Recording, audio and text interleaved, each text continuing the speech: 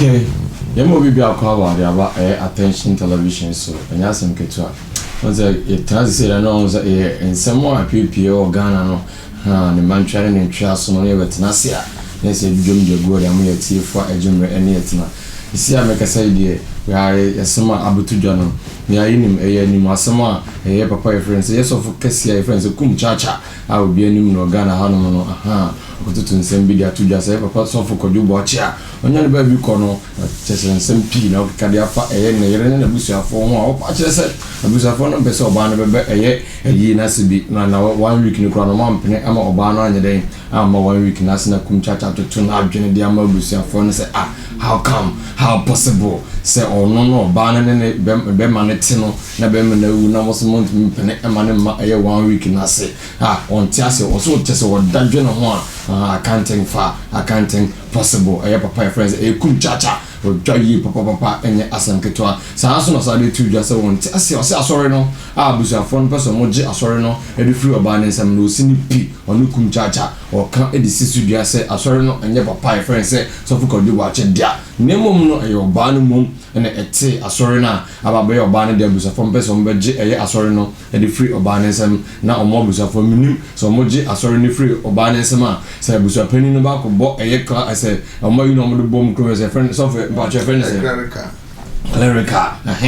o busuapani ba ko gina say o ko gina property so no preach ana akansam de ama de age akra de ama nyankopɔ de a kumchacha so wo dadwe no ho a on ti ase to munya asore no efa ma oba no enna nemanya msofo pani wa hanu ma me papa e ba be twetwe ensem nkomo kakra ni ahwe asem ni puma sibre se kumchacha no kre no woka anase bia papa adwena owo efa asem ho no ya mesomaje na me ne matifo ne mahefo so no e de atudwa de ma na ese obi bia so tumi enya akire na adwene kama papa me ma kwa baba attention TV so waje so ni abema na bom dezen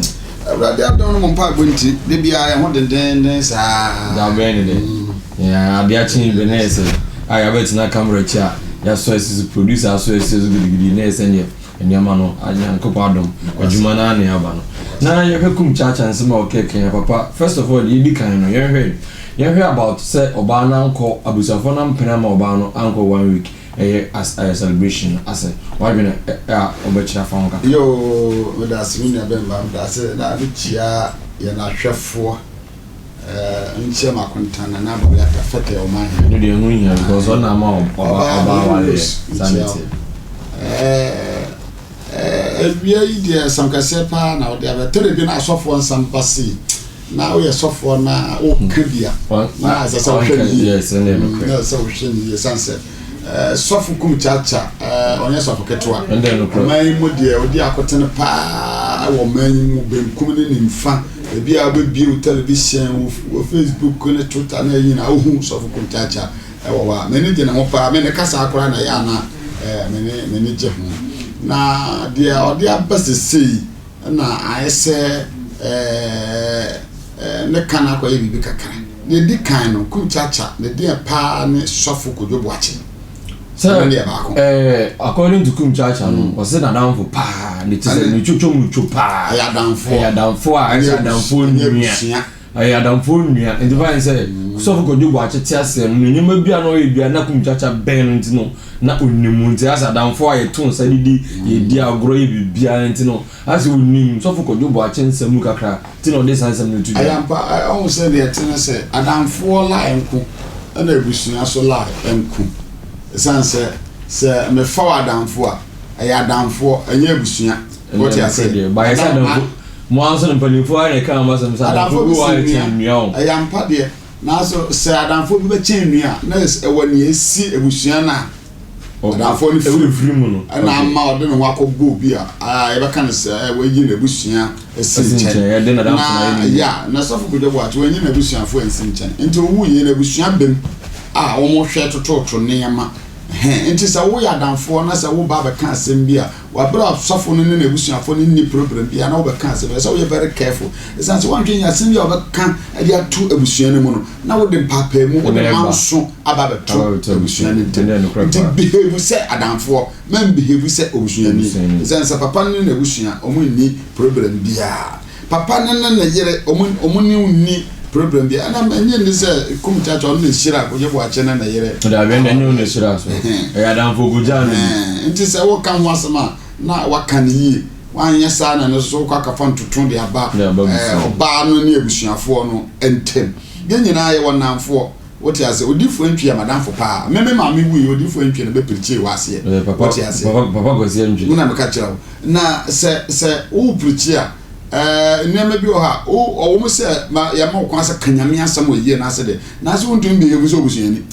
wote ase wontum nkwa ya obusuan na nsan ya ka bankum ene nkwan nya de wo mo se me de kwa nkora me di num na ma se bi ko aduane so bobi o be sa o wo yesa so wa ye ne yogo bu hwan ni ma se ye sebo so hoho ye sebo so adamfo ye tonsa na frɛ wo ba ya tonsa mfrɛ so obusuani dwumadie ni nti na tonsa de frɛ wo se bra na be ye bi na ye papa metie wa no asem se de be o kan de na ye se abusuafo no ne kwa so ano se o ma oba na ma 1 week wona wonyo ni nti a wa ma kwan ma oba na ma ho obi nkum na kokko be de ba ko mu se o na sa ware no na nye tama na papa no be enwu ya na o tias na ware no ye nwu no obetumi ne obi atena boro no ba ko so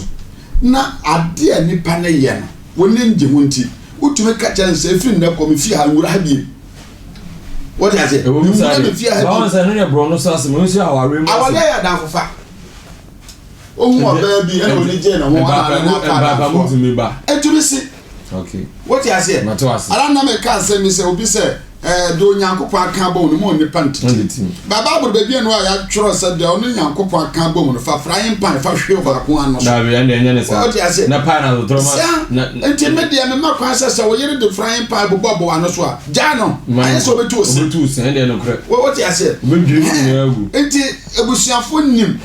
Kwajo Boakye ene ne jere dia na ekoso nya namfo ne nim ebusuafo nim asem sia na ebusuam na okokobara amane oba ne se papa ne ye ne bibi no mpa okobo na ebusuafo amane se mode sia no awara no na mete no de ode ye me no meni nje ho okay what ma say to ase pa ebusuafo se ne eye sofo kese e dia to dwa no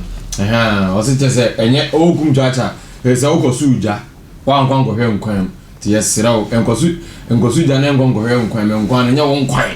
Jaima nkwan nti ja no so na ehuru no potom